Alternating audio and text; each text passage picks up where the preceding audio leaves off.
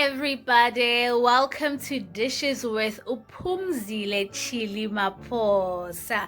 Today we're gonna be making some oven dumplings. Just quickly wanted to come and let you guys know that we are together. Make sure that you like, comment, and subscribe. Remember, do not skip ads because we just trying to make some money, honey. You have the option of using the thanks button below to help the channel grow, and I will see you soon. So to make these oven dumplings, we're going to start with 2 cups of warm milk. It should be touch warm, not too hot. Full packet of yeast. As you can see, I love me some Golden Star. And then 1 teaspoon of sugar. I mean, I use brown sugar. You can use white if you want. It's absolutely up to you. Then we're gonna stir it and make sure that we whisk everything together to make sure that everything is blended just before we put it to the side for 3 to 5 minutes so that it can ferment. Guys, make sure that you don't put it for any time longer because it's going to be sour. Then we're gonna go and sift some flour, which is gonna be 6 cups of flour. Just shake it up, shake it up, shake it up, baby. It gives it this velvety soft kind of feel when you sift it, so that all the excess stuff that are in the flour can stay up on the surface, as you can see. So I changed my container because you can see that one was too small. I was taking chances. Then I took 3/4 of a cup of sugar. I used brown, as I mentioned. Then you're gonna pour 2 teaspoons of salt. Mina, I forgot, but I'm gonna add them a little bit later. Then you're gonna put in that milk and yeast mix into your flour just to mix everything up. Put a little bit and then put in the rest.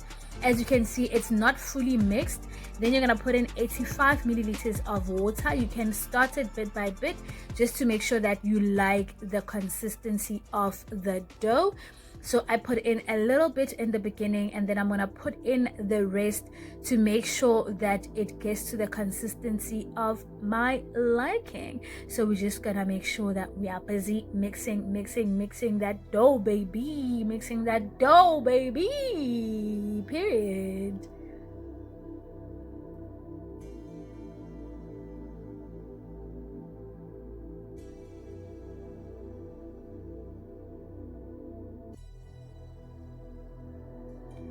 As you can see, I added the salt a little bit later, so I'm going to start with 1 teaspoon just to make sure that I mix it all in, because I don't want to have one idombolo that is very salty because I didn't blend everything well, like, together, you know. So angifuni stress, guys, angisifuni stress empilweni yami, okay? So I'm going to put in my 2nd teaspoon of salt just to make sure that the taste is consistent and it is balancing. As soon as I'm done, I'm going to leave the dough to rest for 3 to 5 minutes. In fact, 5 minutes is the best.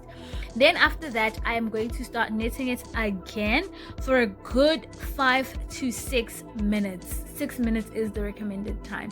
Knit that dough, baby, knit that dough, just to make sure, because we didn't allow it to kind of erase or anything. So this is where you put in the work. This caused me to sweat. I was literally breathing like a heavy machinery, but we move. As you can see, it's not overly soft, which is the exact consistency that I wanted. I am now going to add a little bit of butter, which is 125 grams of soft butter. Make sure it's soft so that you can be able to work it in properly into the dough. One thing about the butter, it's gonna make the dough look weird. It's gonna proper look raggedy, because it's gonna look like it's breaking. It's gonna look like it's going through a lot. But you know what, baby girl, keep on knitting, keep on trying to put that thing together. As you can see, the butter is now blending into the flour and it's continuing. So now that it's in, I'm gonna just continue knitting it for 4 to 6 minutes. Keep on knitting the dough, knitting the dough, knitting the dough until the perfect consistency for you. Then after you've buttered your pan, so you're gonna have a cupcake tray, and then underneath have your normal oven tray. I'm gonna show you how we're gonna use it a little bit later. Oh guys, I can't even speak. So after you've added all your dough into your 6 little spaces, then you are going to continue on to do the next step, which I'm gonna tell you just about now. So you just mold them into little shapes and then put them in. Make sure that they're not too much, because otherwise they're going to burn from the foil, and you don't want them to burn.